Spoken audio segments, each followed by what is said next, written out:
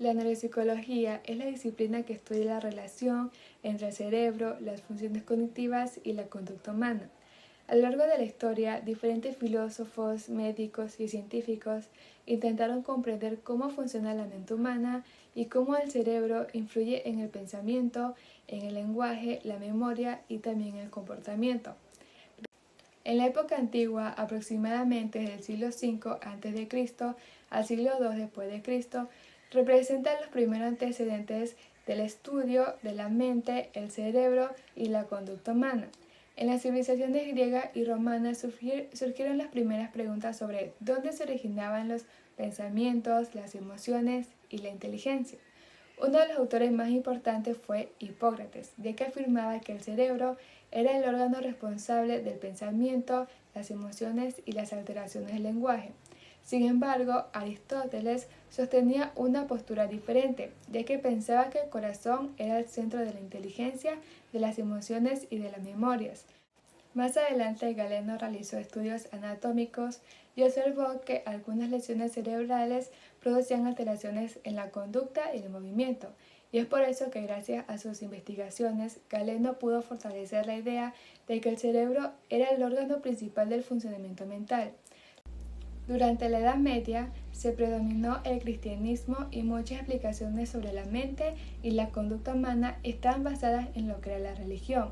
En esta época se creía que los pensamientos, las emociones y los comportamientos estaban relacionados principalmente con el alma y con la espiritualidad, debido a la gran influencia de la Iglesia. Es por eso que el desarrollo científico avanzó lentamente.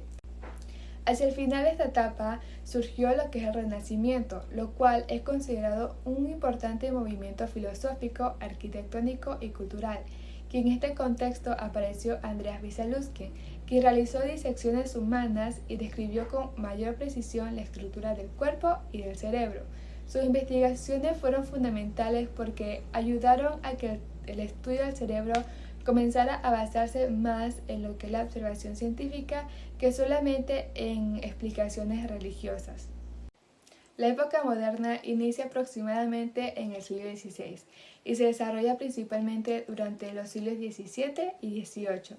Durante el siglo XVI nació lo que es el racionalismo, lo cual es una corriente filosófica que afirmaba que la razón era la principal fuente del conocimiento y la medida de todas las cosas.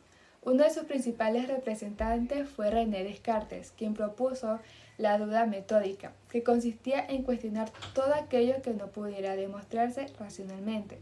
Además que también formuló la famosa frase cogito ergo sum, lo cual cogito significa pienso, ergo luego y sum existo o ser. Es por eso que la frase completa significa pienso, luego existo. También propuso el dualismo, mente-cuerpo, afirmando que la mente y el cuerpo eran entidades separadas, pero conectadas a través de la glándula pineal. Por otro lado, durante los siglos XVII y XVIII surgió lo que es el empirismo, lo cual es una corriente filosófica que defendía que el conocimiento se obtiene mediante la experiencia y mediante los sentidos. El empirismo puede resumirse en la idea de ver para creer, ya que consideraba que la cognición y el conocimiento no pueden formarse sin antes tener contacto con el mundo y con el entorno. Durante el siglo XVIII surgió un importante movimiento filosófico y cultural, conocido como la Ilustración francesa. Este movimiento promovía el uso de la razón, el pensamiento crítico y también la ciencia como medios para alcanzar el conocimiento y comprender así el ser humano. En esta etapa, Immanuel Kant popularizó la frase sapere aude, que significa atrévete a saber. Esta frase invitaba a las personas a atreverse a pensar, a cuestionar y a buscar conocimiento mediante la razón y la ciencia. Es por eso que gracias a la ilustración, el estudio del cerebro y la mente comenzó a desarrollarse desde una perspectiva mucho más científica, lo que posteriormente contribuyó así al nacimiento de la neuropsicología. Durante los siglos XVIII y XIX surgió lo que es el localizacionismo, lo cual es una corriente muy importante para el desarrollo de la neuropsicología. El localizacionismo defendía la idea de que ciertas funciones mentales se encuentran localizadas en áreas específicas del cerebro. es decir, que funciones como el lenguaje, la memoria o la comprensión dependían de regiones cerebrales determinadas.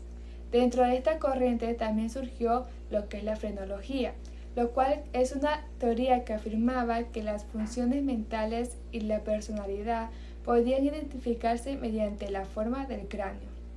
Más adelante, Paul Broca realizó estudios en pacientes que tenían dificultades para hablar y descubrió lesiones en el lóbulo frontal izquierdo.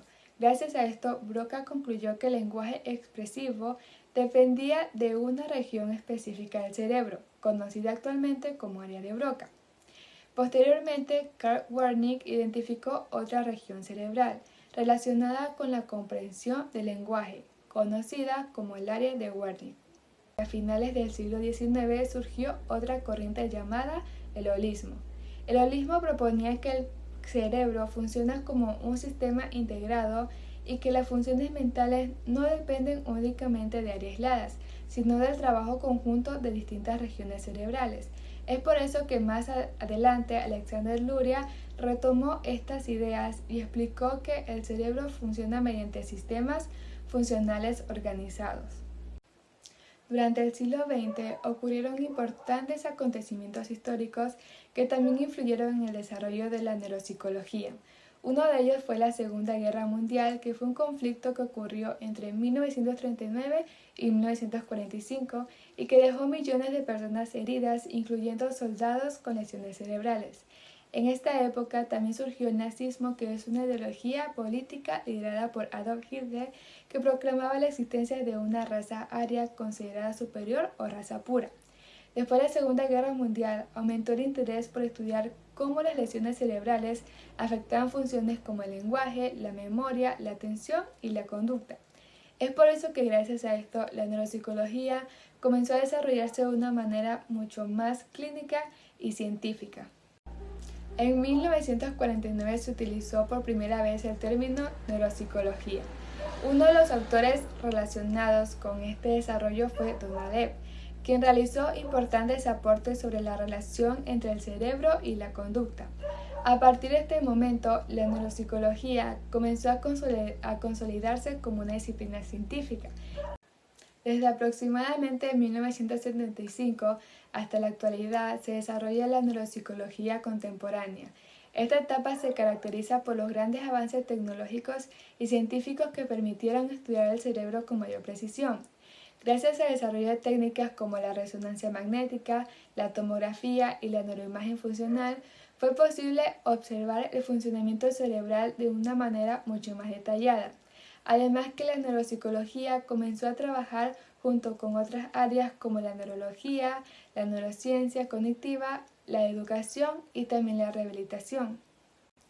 En conclusión, la neuropsicología ha evolucionado a lo largo de la historia gracias a los aportes de distintas corrientes filosóficas, científicas y a los autores que permitieron comprender mejor la relación entre el cerebro, la mente y la conducta humana. Y es por eso que gracias a estos avances, actualmente es posible estudiar y comprender con mayor precisión las funciones cognitivas y el comportamiento humano. Muchas gracias.